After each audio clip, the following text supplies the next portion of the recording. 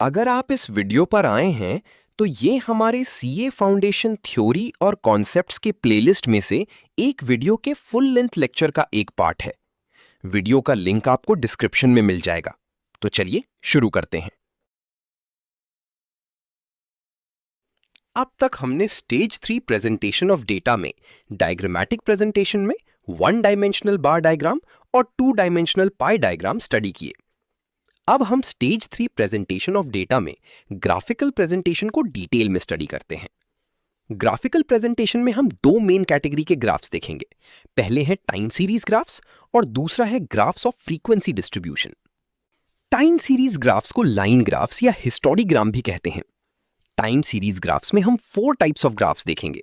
पहले 1 variable graph, दूसरा 2 variable graph जिसे हम मल्टीपल लाइन चार्ट भी कहते हैं, तीसरा 2 स्केल्स ग्राफ जिसे हम मल्टीपल एक्सिस लाइन चार्ट भी कहते हैं, फोर्थ और लास्ट ग्राफ इस कैटेगरी में लॉगरिथमिक चार्ट जिसे हम रेशियो चार्ट भी कहते हैं। ग्राफ्स ऑफ फ्रीक्वेंसी डिस्ट्रीब्यूशन में भी हम 4 टाइप ऑफ ग्राफ्स देखेंगे। पहले हिस्टोग्राम जिसे हम एरिया डायग्राम भी कहते हैं, दूसरा फ्रीक्वेंसी पॉलीगॉन, तीसरा फ्रीक्वेंसी कर्व या स्मूथ फ्रीक्वेंसी कर्व। इसमें हम J shaped, U shaped, bell shaped और मिक्स्ड कर्व स्टडी करेंगे। फोर्थ और लास्ट ग्राफ्स इस कैटेगरी में क्यूमुलेटिव फ्रीक्वेंसी कर्व्स जिसे हम ओजाइव्स भी कहते हैं। इसमें भी 2 टाइप्स हैं, लेस देन और मोर देन। तो चलिए शुरू करते हैं। चलिए पहले बात करते हैं 1 वेरिएबल टाइम सीरीज ग्राफ की। इस ग्राफ का यूज तब किया जाता है जब सिर्फ एक वेरिएबल की वैल्यूज टाइम के साथ चेंज हो रही होती हैं। इस ग्राफ में एक्स एक्सिस या हॉरिजॉन्टल एक्सिस पर टाइम दिखाया जाता है, जैसे ईयर्स, मंथ्स, क्वार्टर्स या डेज, और वाई एक्सिस या वर्टिकल एक्सिस पर उस वेरिएबल की वैल्यूज दिखाई जाती हैं। इस एग्जाम्पल में एक्स एक्सिस पर जनवरी से दिसंबर तक के मंथ्स दिए गए हैं और वाई एक्सिस पर एक वेरिएबल की वैल्यूज दिखाई गई हैं। हर मंथ की वैल्यू को ग्राफ पर एक पॉइंट से शो किया गया है। अब इन सभी पॉइंट्स को स्ट्रेट लाइन से ज्वाइन कर दिया जाता है। इसी वजह से इसे टाइम सीरीज ग्राफ या लाइन ग्राफ भी कहा जाता है। ग्राफ को देखकर हम आसानी से समझ सकते हैं कि वैल्यू कब बढ़ रही है, कब घट रही है और कब लगभग स्टेबल है, यानी ट्रेंड एक ही नजर में क्लियर हो जाता है। 1 वेरिएबल टाइम सीरीज ग्राफ का मेन पर्पस है टाइम के साथ एक ही वेरिएबल की मूवमेंट या ट्रेंड को रिप्रेजेंट करना। इसलिए जब भी सिर्फ एक वेरिएबल हो और उसकी वैल्यूज डिफरेंट टाइम पीरियड्स के लिए दी गई हो, तब 1 variable time series graph use किया जाता है। अब बात करते हैं 2 वेरिएबल्स टाइम सीरीज ग्राफ की। इस ग्राफ का यूज तब किया जाता है जब 2 या उससे ज्यादा वेरिएबल्स का कंपैरिजन टाइम के साथ करना हो। लेकिन एक कंडीशन है, जिन वेरिएबल्स को कंपेयर करना है उन सब की यूनिट सेम होनी चाहिए। जैसे यहां इंपोर्ट्स और एक्सपोर्ट्स दोनों की वैल्यूज 100 करोड़ में दी गई हैं। इस ग्राफ में एक्स एक्सिस पर डिफरेंट ईयर्स दिए गए हैं और वाई एक्सिस पर वैल्यूज 100 करोड़ में दिखाई गई हैं। एक लाइन इंपोर्ट्स को रिप्रेजेंट करती है और दूसरी लाइन एक्सपोर्ट्स को। हर ईयर के लिए दोनों वेरिएबल्स के पॉइंट्स प्लॉट किए जाते हैं, फिर उन पॉइंट्स को अलग अलग लाइन से ज्वाइन कर दिया जाता है। इससे दोनों वेरिएबल्स का ट्रेंड एक ही ग्राफ में क्लियरली दिखाई देता है।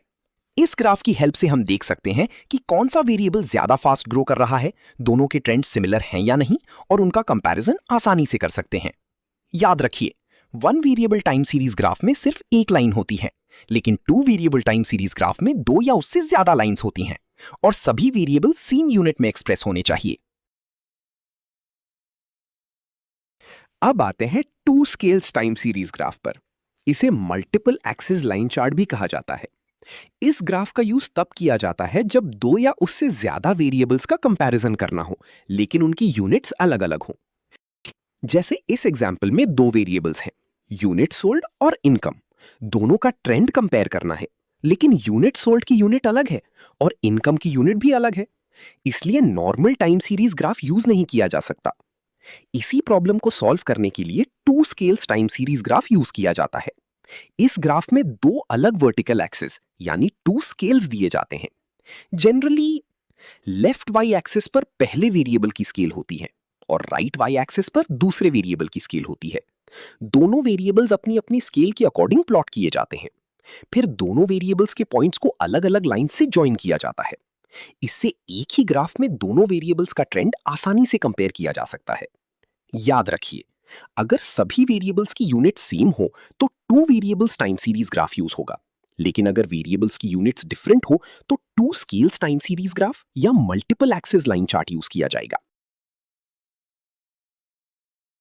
अब बात करते हैं लॉगरिथमिक चार्ट या रेशियो चार्ट की। ये एक स्पेशल टाइप का टाइम सीरीज ग्राफ है। इस चार्ट का यूज तब किया जाता है जब टाइम सीरीज डेटा में बहुत ज्यादा फ्लक्चुएशंस या बहुत बड़ा वेरिएशन हो। ऐसे केसेस में नॉर्मल ग्राफ से ट्रेंड समझना मुश्किल हो जाता है। नॉर्मल टाइम सीरीज ग्राफ में हम वाई एक्सिस पर एक्चुअल वैल्यूज प्लॉट करते हैं, लेकिन लॉगरिथमिक चार्ट में एक्चुअल वैल्यूज की जगह लॉग वाई प्लॉट किया जाता है और एक्स एक्सिस पर हमेशा टाइम ही रहता है। इस इमेज में लेफ्ट साइड पर नॉर्मल ग्राफ दिखाया गया है। जैसे जैसे वैल्यूज बहुत फास्ट इंक्रीज हो रही हैं, ग्राफ का लास्ट पार्ट बहुत स्टीप हो गया है। इस वजह से शुरुआती चेंजेस क्लियरली दिखाई नहीं देते। अब राइट साइड का ग्राफ देखिए, यहां लॉगरिथमिक स्केल यूज की गई है। अब वही डेटा का ट्रेंड ज्यादा क्लियर और इजी टू अंडरस्टैंड हो गया है। अगर दो कंपनीज की सेल्स में बहुत बड़ा डिफरेंस हो या किसी डेटा की वैल्यूज थाउजेंड से लाखों तक पहुंच रही हो, तो लॉगरिथमिक चार्ट उनका कंपैरिजन काफी आसान बना देता है। याद रखिए, जब टाइम सीरीज डेटा में वाइड रेंज ऑफ फ्लक्चुएशंस हो, तब y की जगह log y versus time plot किया जाता है। इसी ग्राफ को लॉगरिथमिक चार्ट या रेशियो चार्ट कहते हैं। इस चार्ट का सबसे बड़ा एडवांटेज ये है कि जो सीरीज मैग्नीट्यूड में बहुत ज्यादा डिफरेंट होती हैं, उनकी कंपैरिजन भी इफेक्टिवली की जा सकती है। तो इसके साथ हमने ये टॉपिक कंप्लीट कर लिया है।